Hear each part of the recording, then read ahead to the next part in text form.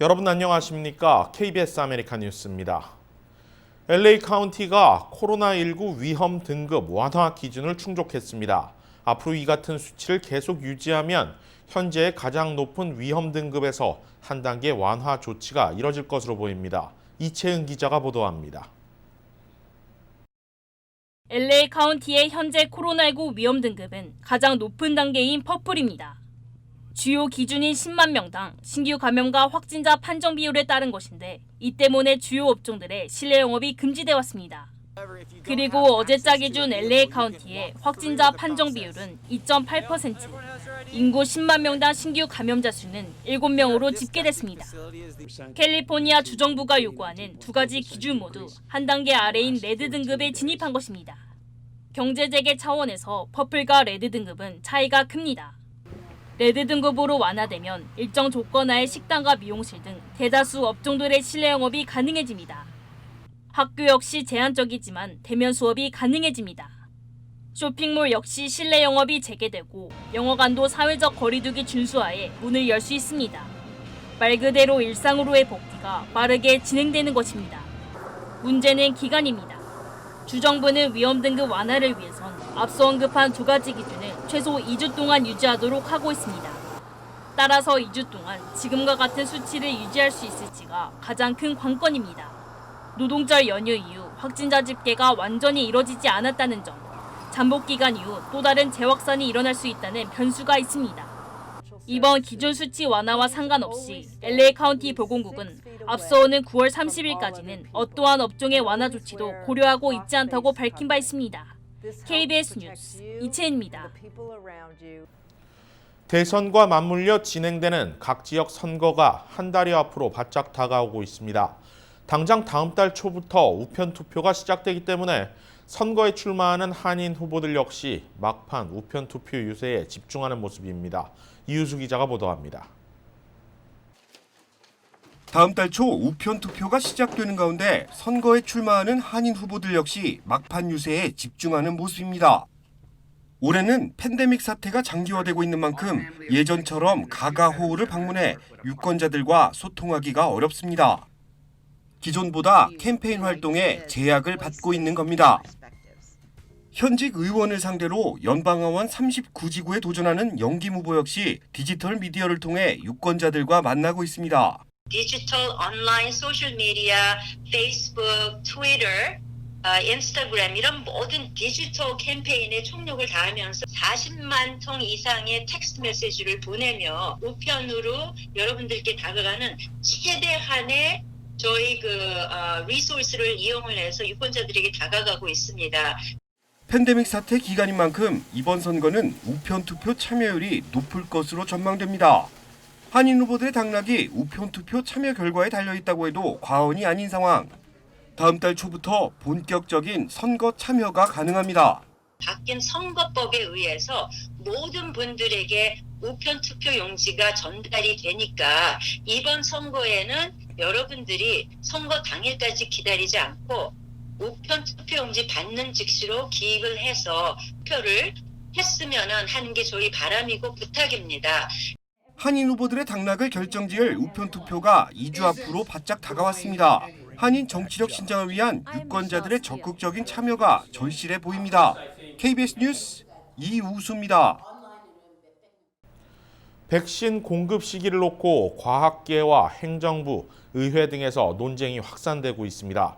이런 가운데 식품의약국 FDA가 코로나19 백신 긴급 사용 승인 기준을 강화할 것으로 알려져 사실상 대선 이전 백신 승인은 어려워진 것 아니냐는 전망이 나옵니다. 김경일 기자입니다. 식품의약국 FDA는 코로나 백신 긴급 사용 승인 조건 강화 지침을 백악관과 보건복지부에 제출했습니다. 백신 개발 시험 참가자를 접종 후 2달간 조사한다는 내용이 추가됐습니다.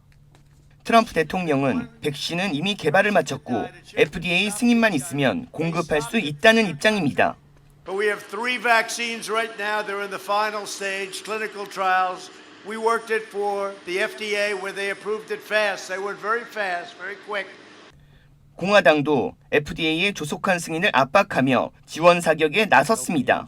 If the FDA does not approve the vaccine, it will not be distributed. 이에 민주당은 백신 개발을 시민들의 안전이 아닌 정치적으로만 이용하려 한다고 지적했습니다. President Trump is still trying to sabotage the work of our scientists and public health experts for his own political ends. 백악관 코로나19 자문인 앤서니 파우치 소장은 백신을 보급하려면 내년 4월을 그 시기로 제시했습니다. 효과적인 백신 개발에 필요한 임상시험이 요구되기 때문이라고 밝혔습니다.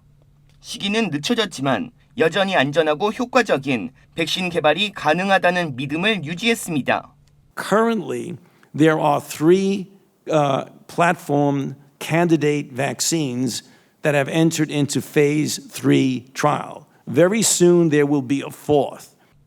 FDA는 믿음보다 안전성이 우선이라는 단호한 입장입니다.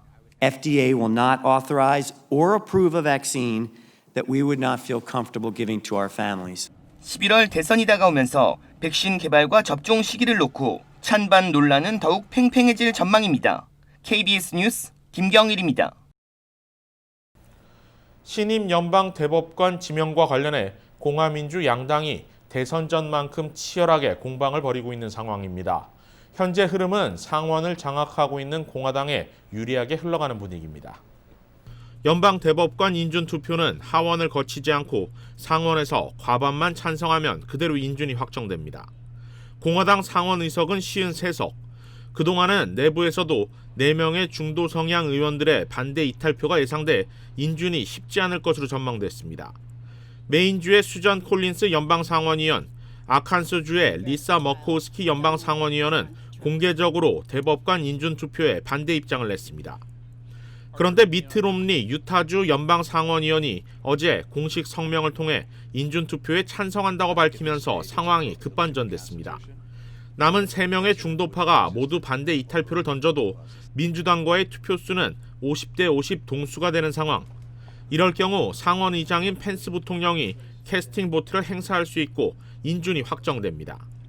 민주당은 4년 전 공화당이 오바마 대통령이 지명한 대법관 인준을 거부한 것에 비유하며 강하게 반대하고 있지만 공화당은 당시도 지금도 상원을 장악하고 있는 만큼 법리적으로 문제가 없다는 입장입니다. 남가주 인구 밀집 지역에서 최근 잇따라 지진이 계속 발생하고 있습니다. 연방지질조사국은 오늘 새벽 5시 24분 렌초 쿠카몬가로부터 7마일 북서쪽 지점에서 규모 3.2의 지진이 발생했다고 밝혔습니다. 진앙의 깊이는 지하 1.2마일로 깊지 않았는데 지진으로 인한 피해는 보고되지 않았습니다. 앞서 지난주 금요일에는 사우스 엘몬테에서 규모 4.6, 월요일에는 레이크 엘시노어에서 규모 3.4의 지진이 나는 등 남가주에서는 최근 지진이 잇따르고 있습니다. 코로나19 사태로 재정 위기에 처한 뉴욕주에서도 부유세 도입 논의가 이뤄지고 있습니다. 제2사 뉴욕 KBTV 이창헌 기자입니다. 23일 더 힐의 보도에 따르면 뉴욕주 의원들과 외부 단체들은 부자에 대한 세금 인상이 지출 삭감을 최소화하는 데 도움이 될 것이라고 밝혔습니다. 또한 뉴저지주가 고소득자에게 더 많은 세금을 부과하는 100만 장제세를 도입한 것에 이어 뉴욕주에서도 시행되기를 바라고 있다고 전했습니다. 이와 관련해 앤드루 쿠오모 뉴욕 주지사는 주 정부가 더 많은 연방 기금을 받도록 촉구했고 세금 인상은 뉴욕을 불리하게 만들며 세금 신설에는 부정적인 입장을 밝혔습니다. 주 정부는 이미 특정 지역 지원금의 일부를 보류하고 고용 동결 및 임금 인상 연기와 같은 조치를 취하면서 연간 기준으로 약 40억 달러의 지출을 줄였습니다. 뉴욕주 의회의 민주당 의원들은 부유세를 신설할 경우 연간 50억 달러의 추가 세입이 발생할 것이라고 기대하고 있습니다. 한편 윌리엄 버 연방 법무장관은 뉴욕시, 폴란드, 시애틀의 도시들이 무정부 상태라며 연방 정부의 자금 지원을 보류하겠다고 밝혔습니다. 버 장관은 이날 성명을 내고 이들 세 곳이 무정부 상태와 폭력을 방치하고 있다면서 시민의 안전이 해결되지 않을 상황에서 연방 세금이 낭비되는 것을 두고 볼 수 없다고 밝혔습니다. KBTV 뉴스 이창헌입니다. KBS 아메리칸 뉴스 마칩니다. 고맙습니다.